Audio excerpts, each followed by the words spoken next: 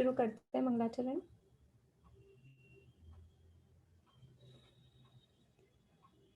मोक्षमार्गस्य नेतारं भेत्तारं कर्मभूभृतां ज्ञातारं विश्वतत्त्वानां वन्दे तद्गुणलब्धये वन्दे तद्गुणलब्धये। मोक्षमार्ग के नेता एवं कर्म पर्वतों के भेदक और विश्व के सब तत्वों के ज्ञायक चेतन संवेदक सद्गुण आप समान प्राप्त हो यही भावना भाकर दे विनय पूर्वक करूं वंदना बारंबार जिनेश्वर देव बारंबार जिनेश्वर देव।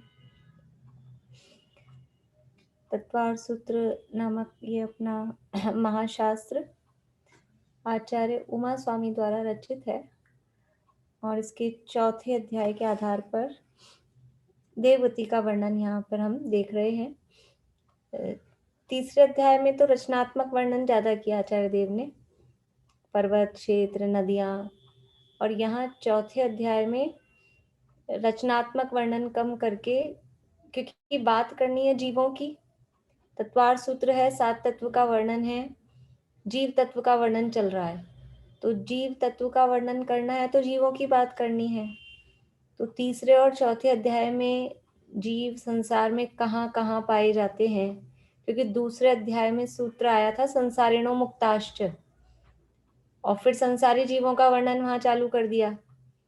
तो वहां इंद्रियों की अपेक्षा और शरीरों की अपेक्षा जीवों का वर्णन किया। इसके बाद में फिर तीसरे अध्याय में और चौथे अध्याय में वो जीव कहाँ कहाँ रहते हैं, संसार में कहाँ पाए जाते हैं। तो तीसरे अध्याय में जो वर्णन किया वो रचनात्मक दृष्टि से अधिक किया, रचनाएं ज्यादा बताई वहां। और चौथे अध्याय में रचना ज्यादा ना बताकर वो जो देवगति का वर्णन करना है, देवों का वर्णन करना है, जीवों की बात बतानी है, तो उन जीवों के बारे में क्या क्या उनके भेद प्रभेद हैं, किस तरह के, वो यहाँ चौथे अध्याय में बता रहे हैं। तो अपने ज्योतिष श्लोक का वर्णन अपना चल रहा था, एक बार सूत्र पाठ कर लेते हैं। मैं ही बोल लेती हूँ ताकि अपना समय बच जाए। अभी कुछ ये इस वीक अपन थोड़ा बिल्कुल टाइम से बंद करेंगे, 2:30 बजे फिर दूसरी क्लास होती है, क्योंकि तो पाठ अभी मैं ही कर लेती हूँ और आप लोग सेल्फ अपने मन में बोलते रहें पीछे से।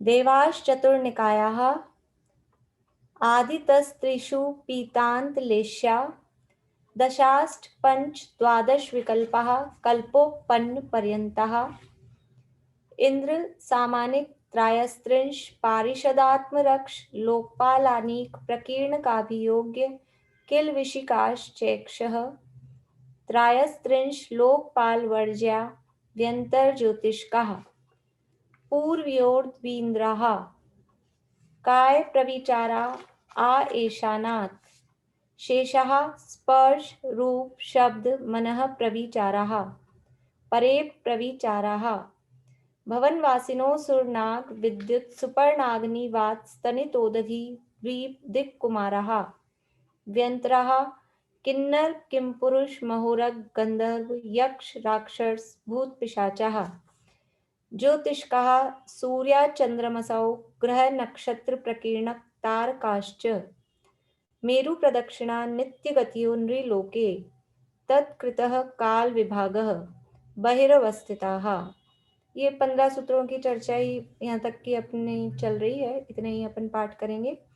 एक तो बात जो अपनी लास्ट क्लास हुई थी उसमें शायद गलती से यानी ऐसा मेरे मुंह से निकला कि सूर्य में उद्योत मैंने शायद बोल दिया था, लेकिन ध्यान रखना आप लोग, सूर्य के विमान में आतप नाम कर्म का उदय है और चंद्रमा के विमान में उद्योत का। कभी-कभी वो बोलने में गलत हो जाती है, एक से शब्द होते हैं, तो वो आप लोगों को ध्यान रखना है हमेशा के लिए ही। सूर्य में आतप, आतप यानी गर्मी। सूर्य के जो विमान है, सूर्य के विमान में जो पृथ्वी का एक जीव है, क्योंकि जो सूर्य का विमान है, वो सूर्य का विमान बना हुआ है रत्नों का। सूर्यकांत मणि नाम का रत्न है, उसका वो सूर्य का विमान बना हुआ है। तो रत्न है यानी पृथ्वी का एक है। तो वो जो पृथ्वी का एक जीव है, उनमें आतप नाम कर्म का उदय होता है। और जो चंद्रमा का विमान है, वो चंद्रकांत मणि, ऐसा चंद्रमा जैसा है वैसा ही बिल्कुल वाइट इस तरह के कलर का वो होता है। तो उस मणि का वो बना हुआ है। तो उसमें जो पृथ्वी का एक जीव है, उनमें उद्योत नाम कर्म का उदय होता है। आतप नाम कर्म का उदय केवल सूर्य के विमान में स्थित जो एक इंद्रिय जीव हैं, उनमें ही होता है। इसके अलावा पूरी दुनिया में किसी भी जीव के आतप नाम कर्म का उदय नहीं होता। सूर्य के विमान में जो पृथ्वी का एक एकेंद्रीय जीव है, उनमें ही आतप नाम कर्म का उदय होता है, इसके अलावा और किसी में भी नहीं। लेकिन उद्योत नाम कर्म का उदय चंद्रमा के विमान में जो पृथ्वी का एक जीव है, उसमें भी, और 2 इंद्रिय, 3 इंद्रिय, 4 इंद्रिय, पंचेंद्रिय, अन्य भी तिर्यंचों में, जैसे जुगनू है और भी कोई है जो चमकने वाली हैं कुछ जीव इस तरह के, उनमें उद्योत नाम कर्म का उदय उनमें हो सकता है। बाकी और भी इसमें डिफरेंस है, जब अपन 8वां अध्याय पढ़ेंगे तब और पढ़ेंगे अग्नि में, आतप में, इसमें क्या फर्क है, वो तब वहां देखेंगे। अभी अपनी बात चल रही थी ज्योतिष देवों के संबंध में। ज्योतिष देव 5 प्रकार के होते हैं। कौन कौन से 5 प्रकार के ज्योतिष देव होते हैं? बोलिए मधुलिका जी। 5 प्रकार के कौन कौन से हैं? करिए अनम्यूट। हाँ, चंद्रमा, सूर्य, ग्रह, नक्षत्र और तारे। बढ़िया। चंद्रमा, सूर्य, ग्रह, नक्षत्र और तारे। जम्बू द्वीप में या एक चंद्रमा के परिवार में, एक चंद्रमा के परिवार में क्या क्या होता है? एक चंद्रमा के परिवार में क्या क्या है?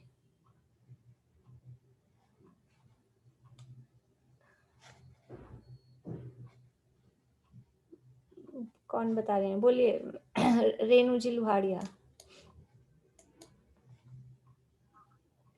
एक चंद्रमा के परिवार में एक सूर्य प्रतिन्द्र, 88 ग्रह, 28 नक्षत्र और 66,975 कोड़ा कोड़ी तारे। बढ़िया, बहुत अच्छा। एक चंद्रमा के परिवार में चंद्रमा है, वो तो इंद्र है ही। इसके अलावा सूर्य प्रतिन्द्र, 88 ग्रह, 28 नक्षत्र और 66,975 कोड़ा कोड़ी तारे। ऐसे जम्बू द्वीप में 2 सूर्य और 2 चंद्रमा हैं। तो अभी हम जो इनकी देख रहे हैं गमन वगैरह आज हम देखेंगे, तो मुख्य रूप से जम्बू द्वीप के हिसाब से हम देख रहे हैं। अन्य द्वीपों में सूर्य चंद्रमा का ज़्यादा वर्णन देखने में नहीं मिलता है, जितने अपने को पढ़ने में आए हैं शास्त्र। जम्बू द्वीप का ही मुख्य रूप से वर्णन उसमें मिलता है। अन्य द्वीपों का भी उसी तरह से समझ लेना चाहिए जैसा जम्बू द्वीप में है। ढाई द्वीप में बाकी जो विजय मेरु के चारों तरफ, अचल मेरु के चारों तरफ वो प्रदक्षिणा देते हैं, तो उनका भी उसी हिसाब से, पर वो प्रपोर्शन में फर्क पड़ जाएगा दूरी वगैरह में, क्योंकि वहाँ एरिया बड़ा बड़ा है, तो उसमें वहाँ जो कैलकुलेशन है उसमें फर्क पड़ेगा, बाकी तरीका सबका सेम रहेगा। तो एक चीज और अपनी उस दिन इनकम्प्लीट थी, वो आप पहले कंप्लीट कर लीजिए। ये वाहन देव लिखने थे ना? वाहन देव सबके नहीं लिखे थे शायद।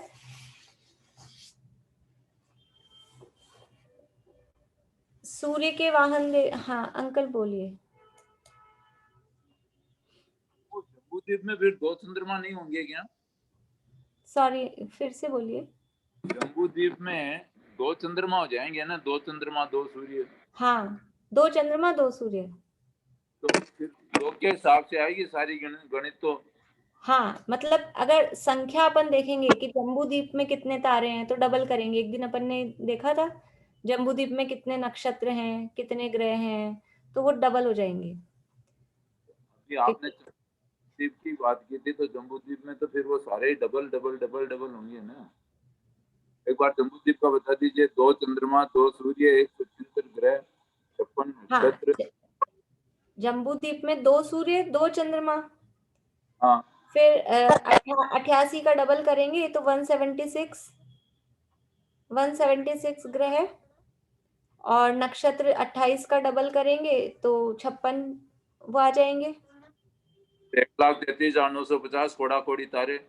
हाँ, 1,33,950 कोड़ा कोड़ी ये तारे आ जाएंगे। 66,975 कोड़ा कोड़ी का डबल करेंगे। 66,975 कोड़ा कोड़ी में 66,975 कोड़ा कोड़ी या तो प्लस करो फिर से, या फिर उसको 2 से मल्टीप्लाई करो तो सेम आ जाएगी। ठीक है, तो जम्बू द्वीप का तो डबल हो जाएगा ना। हाँ, अभी लवण समुद्र में 4 हैं तो इन सबको 4 से मल्टीप्लाई करना है। ये एक चंद्रमा का परिवार बता दिया। अब जहां जितने चंद्रमा हैं, जितने सूर्य हैं, उतना वहां उस हिसाब से मल्टीप्लाई करना है। आधा जो पुष्कर द्वीप है वहां 72 है, तो अब ये जो अपनी संख्या है 88 को 72 से मल्टीप्लाई करो, 28 को 72 से मल्टीप्लाई करो, 66,975 कोड़ा कोड़ी को 72 से मल्टीप्लाई करो, तो वो उतनी उतनी उस द्वीप की संख्या निकल के आ जाएगी, ग्रहों की, नक्षत्र की, तारों की। बोलिए चित्रा आंटी, बोलिए, इनके बाद ज्योति जी। उस दिन जो आपने पताका के नीचे बताया था ना, एक बार वापस लिखवा देंगी क्या? हाँ, अभी बताती हूँ। हाँ ज्योति जी बोलिए, अनम्यूट करिए अब। हाँ, जय जिनेन्द्र दीदी, वो डाउट नहीं, आंसर देने मैंने हैंड रेज किया था। अच्छा, ठीक। देखिए, वो राहु और केतु के विमान कहाँ पर स्थित हैं, वो बात उस दिन बताई थी। कौन बताएंगे? राहु और केतु के विमान कहाँ स्थित हैं? बोलिए, मधु जी जैन। अनम्यूट नहीं हुआ। हाँ, केतु को ध्वज दंड से 4 उंगल ऊपर, सूर्य के ऊपर, सूर्य के नीचे होता है 4 उंगल। कौन सा विमान? केतु का। हाँ, यानी और हाँ, बोलिए आगे। और राहु का विमान चंद्रमा से, राहु का दंड विमान चंद्रमा से 4 उंगल ऊपर होता है। ऊपर नहीं, नीचे होता राहु है। का नीचे, ठीक है, बढ़िया। देखिए, चंद्रमा के विमान के नीचे होता है राहु का विमान, और सूर्य के विमान के नीचे होता है केतु का विमान। तो जो केतु का विमान है उसका ध्वज दंड का मतलब है उसका टॉप, जैसे शिखर, जैसे अपने मंदिर का शिखर होता है, फिर शिखर पे ध्वजा होती है, ऐसे ही इन देवों के विमान के ऊपर से वो बंद है, शिखर है, फिर शिखर के ऊपर ध्वजा है। उस ध्वजा से 4 अंगुल ऊपर, जैसे ये ध्वजा है, समझ लीजिए ध्वजा है, इससे 4 अंगुल ऊपर यहाँ पर सूर्य का विमान है। केतु के विमान के ध्वज दंड से 4 अंगुल ऊपर सूर्य का विमान है। ऐसे ही राहु के विमान के ध्वज दंड के 4 अंगुल ऊपर चंद्रमा का विमान है। ऐसे वो 4 अंगुल के डिफरेंस से ये विमान स्थित हैं। ठीक है, अभी ये वाहन देवों की संख्या अपनी शायद इनकम्प्लीट रह गई थी, वो और आप कंप्लीट कर लीजिए। सूर्य के और चंद्रमा के विमान को कितने कितने वाहन देव खींचते हैं? बोलिए, सौम्य, कुसुम जी, क्या नाम है? अनम्यूट करिए। सुधा जी। हाँ, सुधा जी। 16,000 सूर्य के विमान को खींचते हैं और 16,000 चंद्रमा के विमान को खींचते हैं। बढ़िया। 16,000 हर दिशा में 4,000 हैं, तो चारों दिशाओं में 16,000। ये वाहन देव कौन से देव होते हैं? बोलिए, आप ही बोलिए। अभियोग्य जाति के। बढ़िया, अभियोग्य जाति के देव ये होते हैं, वाहन बनने का काम करते हैं। तो सूर्य के विमान को भी 16,000 टोटल बता रहे हैं, टोटल 16,000 है, और 16,000 डिस्ट्रीब्यूट कैसे हो रहे हैं? हर दिशा में 4-4 हजार देव वो खींचते हैं। अलग अलग अपन ने आकार देखे थे, पूर्व में सिंह, दक्षिण में हाथी, पश्चिम में बैल और उत्तर में घोड़ा। इस तरह के इनके ये आकार बन के वो खींचते हैं। तो सूर्य और चंद्रमा के हैं टोटल 16,000। इसके बाद में फिर ग्रहों में बुध, शुक्र, बृहस्पति, मंगल और शनि, इन सबके विमानों को 8,000 देव खींचते हैं। 8,000 टोटल संख्या बता रहे हैं। एक दिशा में कितने होंगे? टोटल 8,000 हैं तो आप फिंगर से बता सकते हैं। हाँ, 2,000। एक दिशा में 2,000 हो जाएंगे, टोटल 8,000 हैं। तो बुध, शुक्र, बृहस्पति, मंगल और शनि, पांचों जो ग्रह हैं, इनके वाहन देव हैं 8,000, टोटल 8,000। लेकिन राहु और केतु ये भी ग्रह हैं, लेकिन इनके वाहन देव हैं 4,000। राहु केतु का अलग से लिख लीजिए अपने चार्ट में, शायद अपन ने उनका नाम भी लिखा नहीं है। वो राहु केतु का जो भी बात है वो अलग से लिख लीजिए। राहु और केतु के विमान को 4,000 देव खींचते हैं, तो एक दिशा में उनके 1,000 हो गए। बोलिए शशि जी।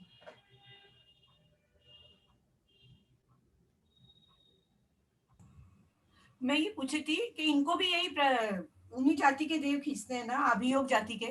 हाँ, जो भी ये खींचने का काम कर रहे हैं वो सब आभियोग्य जाति के ही देव हैं। और हर दिशा में वही सिंह, हाथी, बैल और घोड़ा, हर दिशा में वो जो उनका आकार है वो सेम ही है। सभी का, ग्रहों का भी, नक्षत्रों के भी, जो भी वाहन जाति के देव हैं, हर दिशा में उसी आकार के बन के वो खींचते हैं। तो ये हो गए ग्रहों की बात। अब है नक्षत्रों के 4,000, नक्षत्र के भी है वाहन देव 4,000, यानी एक एक दिशा में 1,000।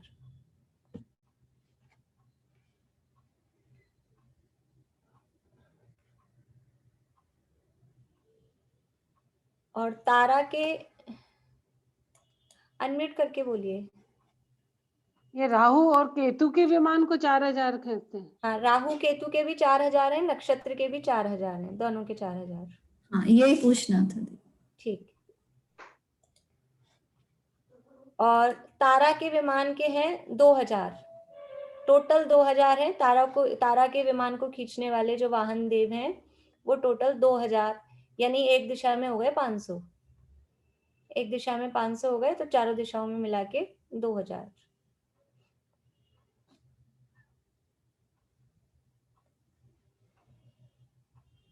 राहु और केतु का आपको मैंने साइज बता दिया था, कितना है? कुछ कम 1 योजन, मतलब लगभग 1 योजन है। 1 योजन से कुछ पॉइंट्स कम है, तो लगभग 1 योजन या कुछ कम 1 योजन उनका साइज है। और इनका जो कलर है वो कलर काला है। राहु और केतु के विमानों का कलर काला है, बाकी सारे विमानों का कलर और ये सब अपना हो ही गया था। सूर्य और चंद्रमा में 12,000 वो किरणें हैं। किरणों की बात भी शायद बता दी थी मैंने, नहीं बताई? लिख लीजिए। सूर्य की किरणें भी 12,000 और चंद्रमा की किरणें भी 12,000 हैं। सूर्य की उष्ण रूप है 12,000 किरणें, और चंद्रमा की शीतल रूप है। हो गया था शायद, हाँ, वो एब्सेंट होंगे शायद जो मना कर रहे हैं। और इसके अलावा जो शुक्र का विमान है, शुक्र के विमान में 2,500, 2,500 ये शुक्र के विमान की तीक्ष्ण किरणें हैं। बाकी जितने भी जो ज्योतिष देवों के विमान हैं उन सब में, उनकी संख्या नहीं बताई है, उन सब में मंद प्रकाश वाली किरणें होती हैं, इतना बताया गया है।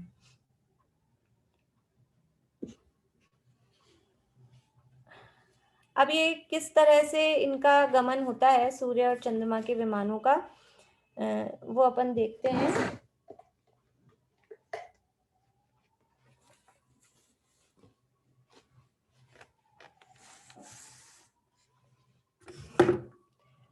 देखिए, ये अपन ने एक सामान्य बात देख ली थी कि सूर्य और चंद्रमा जो भी ज्योतिष देव हैं वो जो गमन करते हैं सुमेरु पर्वत से, वो सुमेरु पर्वत से कितने योजन दूर रहकर गमन, यानी ज्योतिष देवों का गमन स्टार्ट होता है। ये सुमेरु पर्वत है, तो इसके बिल्कुल टच होके गमन नहीं करते, इससे कुछ दूरी पे फिर वो उसकी प्रदक्षिणा लगाते हैं। तो कितनी दूरी पर लगाते हैं? तो कम से कम भी कोई ज्योतिष देव का विमान है तो कितनी दूरी पर हो रहेगा कम से कम? बोलिए ज्योति जी, अनम्यूट करिए। 1121 योजन दूरी पे। हाँ, 1121 योजन दूरी पर मिनिमम कोई सा भी विमान हो, जो भी सबसे निकट वाला है वो कम से कम भी 1121 योजन, जहाँ ये सुमेरु पर्वत है इससे समझ लीजिए यहाँ तक 1121 योजन होते हैं, पूरी उंगली जितना, तो इतना दूर पे फिर यहाँ से वो ऐसा गमन करेगा। तो ये तो एक सामान्य बताया है। सूर्य कितनी दूर गमन करता है, सूर्य का अपने को देखना है। ये सुमेरु पर्वत है, सूर्य के गमन की गलियां होती हैं। ये सुमेरु पर्वत है और ये जम्बूद्वीप है और ये लवण समुद्र है। सूर्य के गमन की गलियां होती हैं, यानी पूरा उसके पथ बने हुए होते हैं। ऐसे ही नहीं जहां कहीं भी, जैसे आकाश में हवाई जहाज उड़ता है तो उनके भी वे बने होते हैं, ऐसे ही नहीं कहीं भी किधर भी चले जाए, ऐसे ही सूर्य भी गमन करता है तो उसका वे बना हुआ है, उसकी गलियां हैं। बोलिए चित्रा आंटी। तो वो वहां उस हिसाब से गमन करता है। चित्रा आंटी आपको पूछना है कुछ? हाँ बोलिए। नहीं, वो सूर्य की दूरी बता रही हूँ मैं तो, 800 नहीं योजन। तो अभी मैं बताऊंगी फिर आप बताना बाद में। अभी मैं बताती हूँ। चलिए, तो ये सूर्य के गमन की गलियां हैं। कितनी गलियां हैं सूर्य के गमन की? 184 गलियां हैं। 184 गलियां हैं सूर्य के गमन की। और ये जो 184 गलियां हैं, ये 184 गलियों में से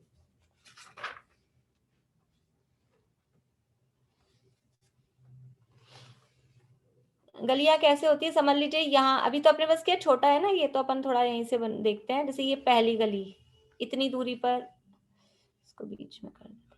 ये पहली गली, फिर दूसरी गली, फिर तीसरी गली, ये ऐसे ऐसे गोल गोल गलियां हैं सूर्य के गमन करने की, इस तरह से।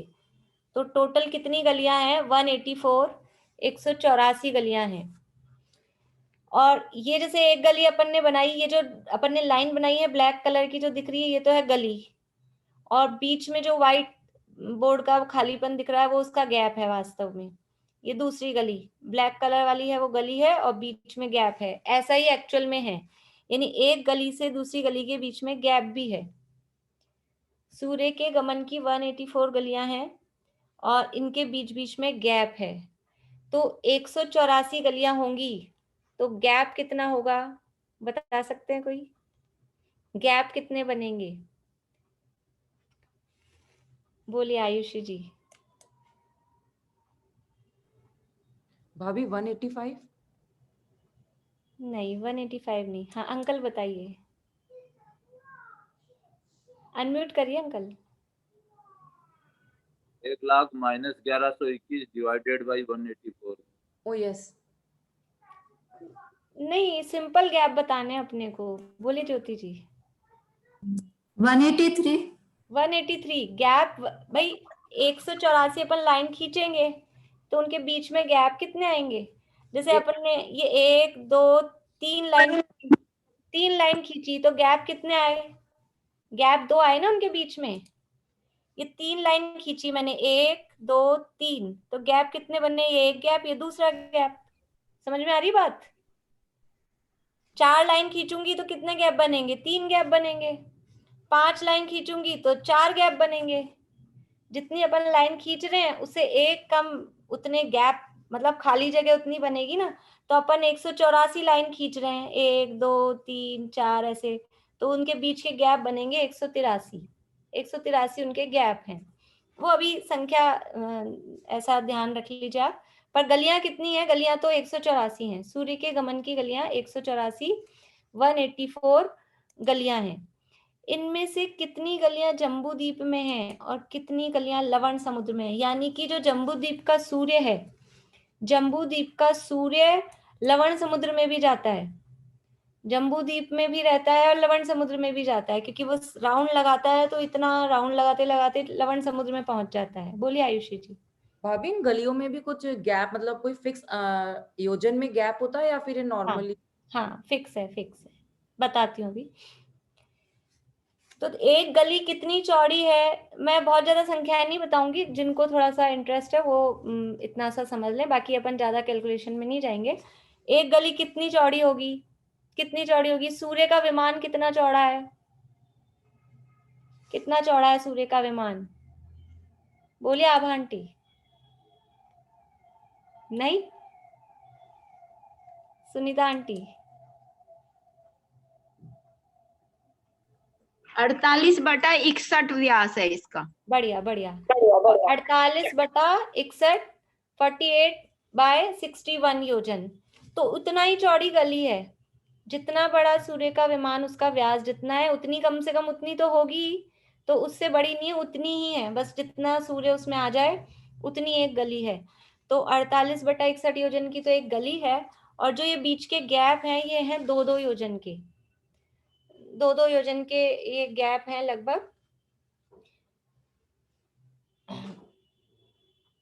तो ये टोटल कितना एरिया कवर करेंगे?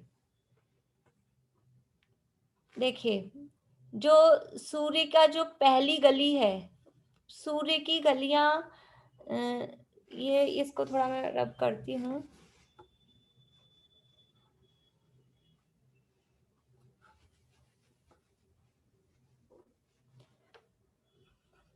ये अपना जम्बू द्वीप की बाउंड्री है और ये लवण समुद्र है।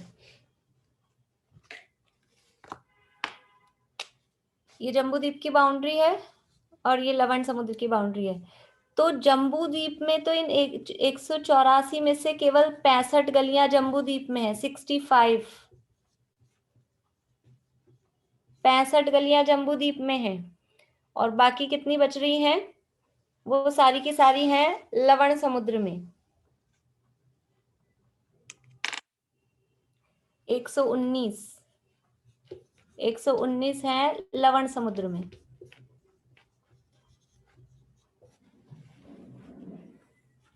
184 गलियों में से 65 गलियां जम्बू द्वीप में है और 119 गलियां लवण समुद्र में है। तो पहली गली किस जगह है? ये जम्बू द्वीप की बाउंड्री है। इस बाउंड्री से 180 योजन इधर अंदर चलेंगे।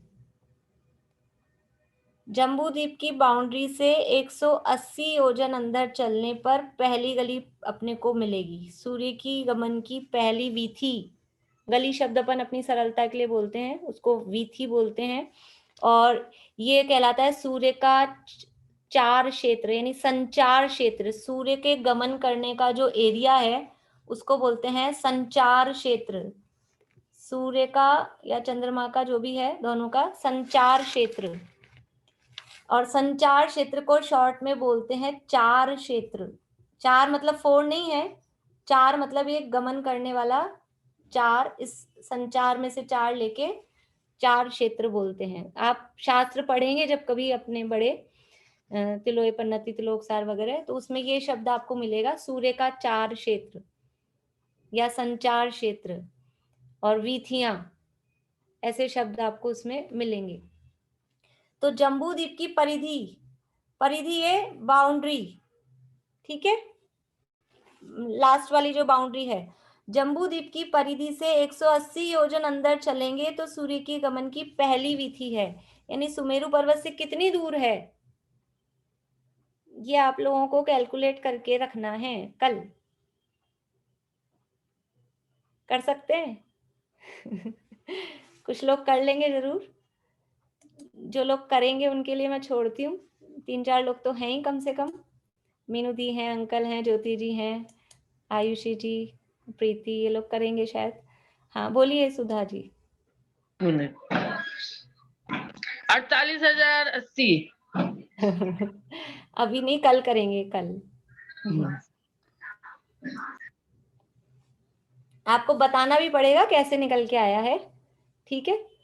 थोड़ा सा मैं अभी आपको आइडिया दूंगी, फिर आप निकाल सकेंगे, इतना कुछ कठिन नहीं पड़ेगा। ये जम्बू द्वीप में, जम्बू द्वीप की बाउंड्री से 180 योजन अंदर जाने पर टोटल जम्बू द्वीप कितना बड़ा है वो अपने को देखना पड़ेगा। जम्बू द्वीप कितना बड़ा है टोटल, ठीक है, 1 लाख योजन का जम्बू द्वीप है। उसमें से सुमेरु पर्वत का जो एरिया है, सुमेरु पर्वत का एरिया छोड़कर फिर कितनी दूर पड़ रहा है, उसमें से 180 माइनस करेंगे, उसको 2 से डिवाइड करेंगे। समझ में आ रही बात? 1 लाख योजन का जम्बूद्वीप है, 1 लाख योजन में से 180 माइनस कर दो इधर, 180 इधर, क्योंकि एक गली ऐसे बनेगी ना गोल, ये ऐसा गोल बनेगी, तो 180 इधर भी है, 180 इधर भी है। तो पहली गली कहाँ बनेगी, तो अपन एक साइड की दूरी देखेंगे तो वो उस हिसाब से निकल के आ जाएगी। अभी कर लिया, हो गया? चलिए बोलिए ज्योति जी। दीदी ये बाउंड्री से जो है, नहीं इससे अपना क्या बोलते हैं, सुदर्शन मेरू से 25,820 योजन पे। 25,000? आपने जो 180 बताई है वो बाउंड्री से बताई है ना? बाउंड्री से 180 है, लेकिन सुमेरु पर्वत से कितना दूर है? अच्छा, मैंने उसको 2 बार डिवाइड। तसल्ली से आप लोग सोच के आराम से करना, अपन देखेंगे। मैंने 2। हाँ चलिए, अभी अपन आगे देखते हैं। तो ये पहली गली है जम्बूद्वीप में, बाउंड्री से लेके 180, यानी जम्बूद्वीप में सूर्य कितना घूमेगा, यानी जम्बूद्वीप में कितने योजन रहेगा, कि केवल ये 180 योजन। यहाँ ये पहली गली, फिर दूसरी, तीसरी, चौथी, पांचवी, ऐसे कितनी गलियां हैं जम्बूद्वीप में? 65 गलियां जम्बूद्वीप में हैं। इसके बाद की गलियां कहाँ जा रही है? वो सारी जा रही है लवण समुद्र में, और लवण समुद्र में कितना जा रहा है? 330 योजन, 330 योजन जा रहा है लवण समुद्र में। सूर्य ऊपर है और ऊपर घूमता घूमता घूमता, जम्बूद्वीप में तो इतनी दूरी से तो घूम रहा है यहाँ पे फर्स्ट, और घूमते घूमते वो पहुंच रहा है यहाँ तक लवण समुद्र में। और लवण समुद्र में ये लास्ट इसकी गली है, लास्ट गली है ये 184 नंबर की, ये पहले नंबर की गली और ये 184 नंबर की गली। टोटल इसका संचार क्षेत्र, टोटल चार क्षेत्र कितना हो गया है? 510 योजन। बोलिए वर्षा भाभी। एक बार आप लोग ऐसा करिए, समझ लीजिए। एक मिनट की क्वेश्चन पूछे, वहां पे लवण समुद्र में तो 2 सूरज अलग है ना? हाँ, लवण समुद्र के अलग है, ये जम्बूद्वीप वाला ही लवण समुद्र में भी जा रहा है। वहां पे भी जाएगा ये? हाँ, वहां पे भी जा रहा है। जम्बूद्वीप वाले उदार हैं, अपने सूरज को उधर भी भेज रहे हैं। देखिए, ये जम्बूद्वीप का ही सूरज है जो लवण समुद्र में जा रहा है, और बाकी लवण समुद्र के सूर्य वो अलग हैं। ये जम्बूद्वीप वाला सूर्य ही, ये इनका संचार क्षेत्र है। ये इनका संचार क्षेत्र 800 योजन की ऊंचाई पर, ऐसे जम्बूद्वीप में भी है। जम्बूद्वीप में 180 योजन पे है और 180 योजन तक है, और लवण समुद्र में 330 योजन। जम्बूद्वीप की बाउंड्री से लेके लवण समुद्र में अंदर जाएंगे तो केवल 330 योजन। लवण समुद्र टोटल कितना है एक साइड में? 2 लाख योजन का, उसमें से 330 योजन तक ये जम्बूद्वीप वाला सूर्य उसमें गमन करता है। अब ये पहले नंबर की गली है जम्बूद्वीप में, और 184 नंबर की गली है लवण समुद्र में। और लवण समुद्र में टोटल गलियां बन जाएंगी 119, और जम्बूद्वीप में बनेंगी 65। अब ये सारा कैलकुलेशन कैसे है, वो जो मैंने आपको बताया है, हर गली के बीच में 2 योजन का गैप है। टोटल एरिया है गमन करने का 510 योजन, 180 जम्बूद्वीप में, 330 लवण समुद्र में। ये इतनी सी चीजें तो आपको याद करनी है। जम्बूद्वीप में कितना है? ये 180 योजन। लवण समुद्र में कितना है? 330 योजन। और टोटल इसका संचार क्षेत्र, सूर्य के गमन का टोटल संचार क्षेत्र 510 योजन है। संचार क्षेत्र बोलें या चार क्षेत्र बोलें, टोटल जो चार क्षेत्र है या संचार क्षेत्र है वो 510 योजन है। ये 510 योजन में सूर्य गमन करता है। इस 510 योजन में 184 टोटल गलियां हैं। तो ये देखिए, अब आप एक चीज हम देख सकते हैं, ये जो पहली गली बनेगी, पहली गली, उससे बाद में दूसरी गली, तो दूसरी गली का जो सरकमफ्रेंस है, जो परिधि है, वो बड़ी हो रही है। समझ में आ रही है बात? पहली गली, पहला गोला, फिर उसके बाहर दूसरा, फिर उसके बाहर तीसरा, तो ये बाहर वाले बड़े बड़े बनते जा रहे हैं, बड़े बड़े बनते जा रहे हैं ना। पहली गली से, ये पहली गली की ये जो सरकमफ्रेंस है, ये परिधि है, ये छोटी है, और ये जो दूसरी गली है इसकी जो बाउंड्री है, परिधि है, ये बड़ी है। एक चूड़ी है अपने 2 साइड की, फिर 4 साइड की, फिर 6 साइड की, बड़ा हो रहा है ना उसका घेरा, घेरा बड़ा हो रहा है।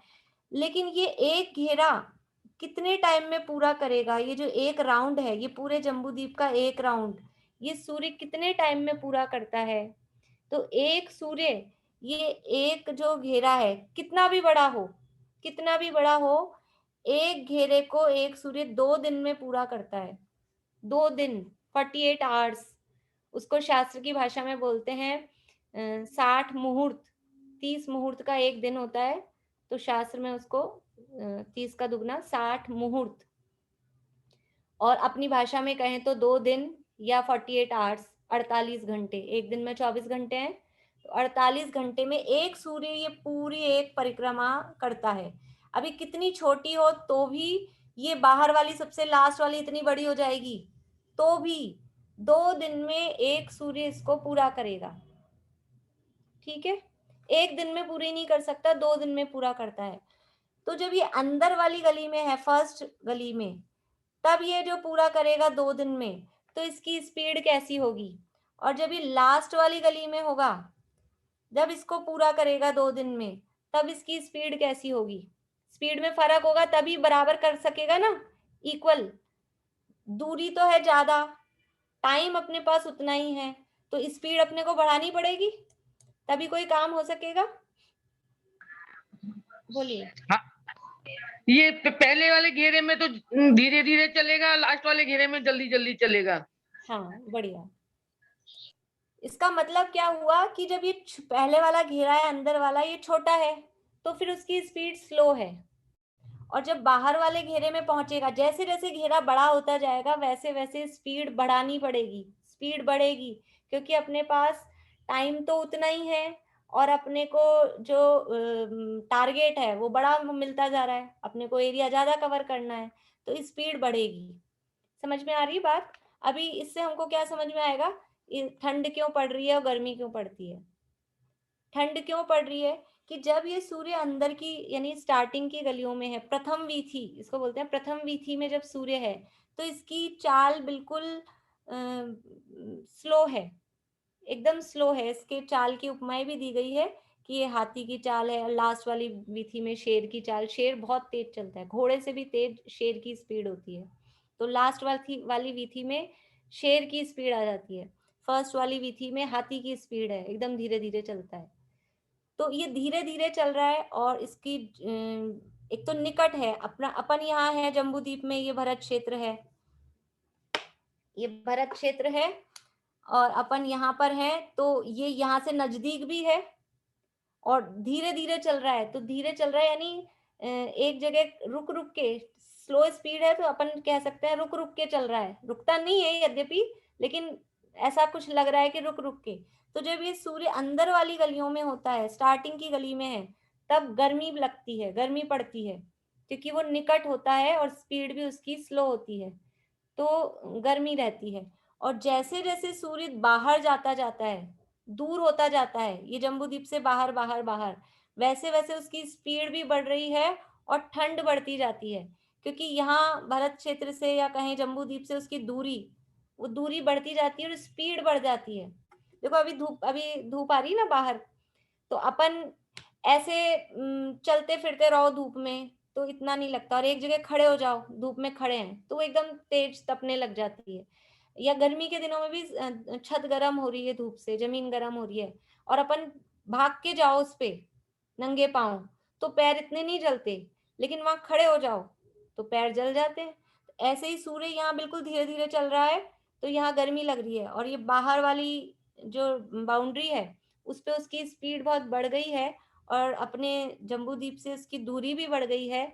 इसलिए जैसे जैसे सूर्य दूर होता जाता है, वो ठंड बढ़ती जाती है, या कहें उसका ताप कम होता जाता है, गर्मी कम होती जाती है। तो ये जब बाहर जाता है, तो इसको कहते हैं दक्षिणायन। नाम सुने होंगे आपने, उत्तरायण और दक्षिणायन। बोलिए अंकल। 2 दिन के अंदर 184 चक्कर लगा लेता है क्या? कितने दिन में? दिन में पूरे सब सब विधियों में जाता है क्या 2 दिन में ही? 2 दिन में सब विधि नहीं, 2 दिन में एक ही विधि को कंप्लीट करने में, एक विधि में एक जगह से स्टार्ट करके वापस उस जगह पहुंचने में 2 दिन लगते हैं। ये पूरी गलियां कितने दिन में कंप्लीट करेगा वो भी अपन देखते हैं। देखिए अभी मैं थोड़ा सा फास्ट बता देती हूँ आपको, फिर अपन कल वापस ले लेंगे, नहीं समझ में आएगा तो आपको। देखिए अभी मैं ये बता रही थी, ये जब सुमेरु पर्वत से जब दूर दूर जाता है तो इसको बोलते हैं दक्षिणायन। सुमेरु पर्वत हमेशा उत्तर में कहा जाता है, जो कहीं भी खड़ा हो। ऐरावत क्षेत्र वालों के लिए भी सुमेरु पर्वत उत्तर में है, भरत क्षेत्र वालों के लिए भी सुमेरु पर्वत उत्तर में है। अपन यहाँ से देखेंगे तो अपने को ये उत्तर में ये दिख रहा है, अपन दक्षिण में दिख रहे हैं। समझ में आ रही बात? अपने लिए अपन यूं जम्बूद्वीप देखेंगे तो भरत क्षेत्र दक्षिण में है, सुमेरु पर्वत अपने उत्तर में है। तो अपन देखेंगे तो ऐसा लगेगा कि ऐरावत क्षेत्र वालों के लिए सुमेरु पर्वत दक्षिण में होगा, ऐसा ही लगेगा ना अपने को देखने में, क्योंकि अपने से उत्तर में, उत्तर दक्षिण समझ में आता है? चमेली आंटी आपको समझ में आ रहा है कि नहीं आ रहा है? चलिए अभी पूछती हूँ क्या नहीं आया, अभी 1 मिनट ये पूरा कर लूं। ये सुमेरु पर्वत है, जो भी कहीं भी होगा, ये चाहे पूर्व विदेह वाले लोग हों, चाहे पश्चिम विदेह वाले लोग हों, चाहे भरत क्षेत्र के हों, चाहे ऐरावत क्षेत्र के हों, हर जगह से सुमेरु पर्वत उनके उत्तर में ही कहा जाता है। यानी सुमेरु पर्वत के आधार पर दिशाएं, यानी अपने यहाँ तो सूर्य उगता है पूर्व से, तो अपने लिए पूर्व ये है, तो इनके लिए ये क्या है? इनके लिए भी ये पश्चिम है, इनके लिए पूर्व, जो जिसे अपन पश्चिम कह रहे हैं उनके लिए वो पूर्व हो जाता है। ऐसा आमने सामने में डिफरेंस पड़ता है। तो सुमेरु पर्वत हर जगह से उत्तर में है, ये बात समझिए। तो सुमेरु पर्वत तो है, ये दिशा है उत्तर, सुमेरु पर्वत जिधर है वो उत्तर। अभी सुमेरु पर्वत से दूर जा रहा है तो इसको बोलते हैं दक्षिण में जा रहा है, तो ये कह रहे हैं दक्षिणायन। ठीक है, अयन कहलाता है, 6 महीने का एक अयन होता है। थोड़ी सी ये तो चीजें अपने को स्कूल की पढ़ाई में भी पढ़ाते हैं, आजकल तो पढ़ाई चेंज हो गई है ये चीजें। ऋतु बताते हैं, 2-2 महीने की एक ऋतु होती है, 6 ऋतुएं भारत में। अब हम तो पढ़ते थे बचपन में, अब आजकल तो मालूम नहीं, पढ़ाते ही नहीं है। भारत में 6 ऋतुएं होती है, 2-2 महीने की एक ऋतु होती है, और 3 ऋतु का यानी 6 महीने का एक अयन होता है। 6 महीने का एक अयन होता है, तो ये 6 महीने तक सूर्य बाहर जा रहा है, इसमें लग रहे हैं 6 महीने, इसको कह रहे हैं दक्षिणायन। और फिर वापस जब बाहर से अंदर आता है तो इसको कहते हैं उत्तरायण। अभी 14 जनवरी से उत्तरायण शुरू होगा, अभी चल रहा है दक्षिणायन। इसकी बाकी पूरी जो ज्योतिष शास्त्र में जो चीजें है ना, सारी अपने शास्त्रों में दी गई हैं, पर वो शब्द अपने को ऐसे लगते हैं, अभी कुछ लोगों के मुंह ऐसे हो रहे हैं कि समझ नहीं आ रहे शब्द। हाँ अंकल बोलिए। मेरा तो हो गया था वैसे तो। अच्छा ठीक है, लोअर हैंड कर देती हूँ। तो ये उत्तरायण दक्षिणायन क्या चीज है? जब सूर्य सुमेरु पर्वत से बाहर की तरफ जाता है, दूर जाता है, उसको कहते हैं दक्षिणायन। और जब सूर्य बाहर से सुमेरु पर्वत की तरफ आता है तो उसको कहते हैं उत्तरायण। फिर से बोल रही हूँ, जब सूर्य सुमेरु पर्वत से दूर जाता है, सुमेरु पर्वत से बाहर की तरफ जाता है, तब वो कहलाता है दक्षिणायन। और जब सूर्य बाहर से सुमेरु पर्वत की तरफ गमन करता है तब वो कहलाता है उत्तरायण। अब ये जो सूर्य के गमन की 184 गलियां हैं, 184 गलियां हैं, तो इनको 184 गलियों, पूरी पहली गली से 184वीं गली में पहुंचने में कितने दिन लगेंगे? पहली गली से 184 नंबर की गली में पहुंचने में कितने दिन लगेंगे? जिन लोगों ने पहले से पढ़ा हुआ है वो नहीं, जो लोग अभी पढ़ रहे हैं उनको कुछ समझ में आ रहा हो। हाँ चमेली आंटी बोलिए। 15 दिन। 15 दिन किस हिसाब से कहे आपने? तो पखवाड़ा होता है जैसे, जिस हिसाब से 15 दिन पूर्णिमा, 15 दिन अमावस्या, उस हिसाब। तो सूर्य की बात चल रही है कि चांद की बात चल रही है? अच्छा, पूर्णिमा और वो तो चांद का होता है। बोलिए अच्छा, प्रेमलता जी पांड्या। गलत हो गया फिर। 1 साल। यहाँ से बाहर जाने में 1 साल। चलिए अनीता जी बता दीजिए। 6 महीने। 6 महीने। ठीक, दक्षिणायन उत्तरायण बोला ना आपने? बढ़िया ये सबसे बढ़िया, बोला मैंने तो। बहुत अच्छा, आपने अच्छा पकड़ा। मैंने आपको आंसर दे ही दिया था कि 6 महीने का दक्षिणायन होता है, 6 महीने का उत्तरायण। तो पहली गली से लास्ट वाली गली 184 गली है। 184 गली। एक्चुअल में मैंने तो आंसर दिनों में पूछा था। दिन कितने लगेंगे बता सकते हैं? दीपिका जी बोलिए। 180। 180। मधु जी तो 600 मधु जी बोलिए, जल्दी करिए, अपने पास टाइम कम है। चलिए ज्योति जी बोलिए। दीदी इसको इंक्लूड करेंगे तो डबल हो जाएंगे, 184 के डबल 368। और नहीं, अगर उसको नहीं करेंगे तो 360। मैं पूछ रही हूँ पहली गली से 184 वाली गली तक पहुंचने में कितने दिन लगेंगे? एक गली में 2 दिन लगते हैं ना। हाँ, तो एक गली ना 180। नहीं, एक गली में 2 दिन एक सूर्य को लगते हैं, लेकिन 2 सूर्य मिलके एक गली पूरी करते हैं। तो आधा आधा ही लगेगा क्या? हाँ, अभी 2 सूर्य जम्बू द्वीप में तो 2 फिर सूर्य मिलके एक गली। 184 डेज लगेंगे। हाँ ठीक है, अगर ठीक है। देखिए टाइम कम है, थोड़ा सा मैं बता देती हूँ। अपन कल फिर से इसको कंटिन्यू करेंगे, अभी पूरा नहीं हुई है बात, कल कंटिन्यू करेंगे। देखिए एक सूर्य 2 दिन में एक गली को पूरी करता है, लेकिन जम्बू द्वीप में 2 सूर्य हैं, तो दोनों सूर्य मिलके एक गली को एक दिन में पूरा कर लेते हैं। दोनों सूर्य मिलेंगे अगर, तो एक सूर्य आधा कर रहा है, दूसरा सूर्य आधा कर रहा है, यानी एक गली का पूरा चक्कर हो रहा है एक दिन में 2 सूर्य के माध्यम से। ठीक है, तो जो सूर्य है वो दोनों सूर्य मिलके ये 184वीं गली, पहली गली से 184वीं गली पे पहुंचने में कितने दिन लगाएंगे? तो सीधा सा है कि 183 दिन लगेंगे। क्या है इसमें? 183 दिन लगेंगे, क्योंकि पहली गली में तो है ही, इस गली में पहुंचेगा। मैं आपको आंसर बता देती हूँ, आप लोग थोड़ा सोचना कैसे आया ये, नहीं तो फिर कल फिर से करेंगे। 183 दिन उनको लगेंगे। पहली गली में है तो वो पहला दिन, और फिर पहुंचेंगे तो एक पहले दिन को तो अपन काउंट नहीं करेंगे ना, फिर लास्ट उस दिन पहुंच जाएंगे।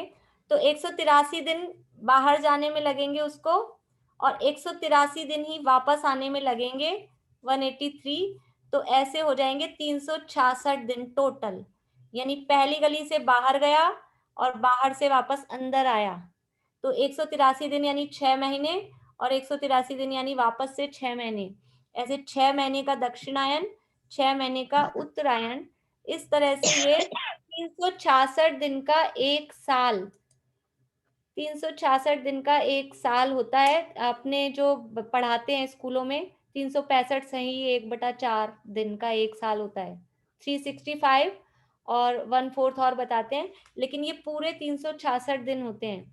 जो आप हिंदी महीनों में तिथियां वगैरह देखते हैं, कभी तिथि बढ़ जाती है कभी घट जाती है, ये सब तिथियों का बढ़ना घटना वो चांद के गमन के आधार पे, और ये जो ऋतुओं का बदलना, ऋतु बदल रही हैं दक्षिणायन और उत्तरायण के कारण, और वर्ष, ये जो इसमें लिखा है ना, ये इससे काल की गणना होती है, व्यवहार काल नापा जाता है।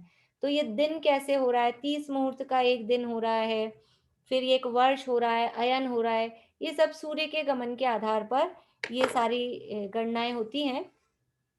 एक बस आपका प्रश्न लेके अभी पूरा करेंगे। आप लोगों के जो प्रश्न हैं आप लोग कल स्टार्टिंग में पूछ सकेंगे, जिनके भी अभी कुछ शंकाएं हों, और अभी बात अपनी पूरी नहीं हुई है, अपन कल भी इस बात को वापस लेंगे, कंप्लीट करेंगे। बोलिए ज्योति जी। तो दीदी मतलब वो आधा सर्कल लेके नेक्स्ट वाली में चला जाएगा?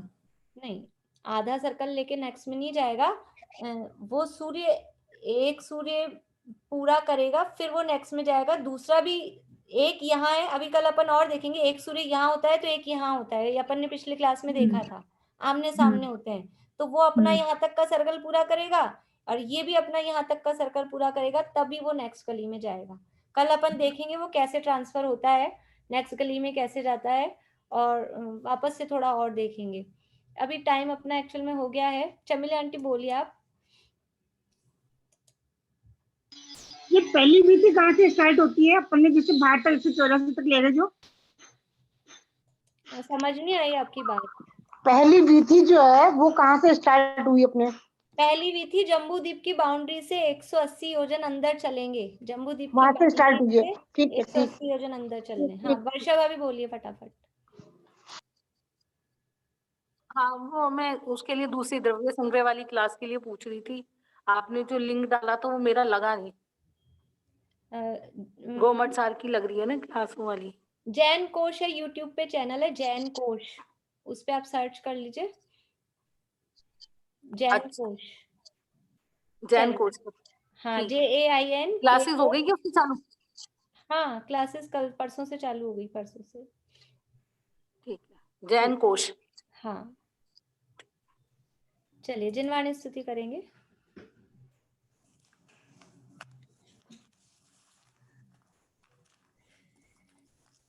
निज आत्मा के भान बिन सुख मान कर रति राग में सारा जगत नित जल रहा है वासना की आग में। तुम वेद विरहित वेद वेद जिन वासना से दूर हो वसुपूज्य सुत बस आप ही आनंद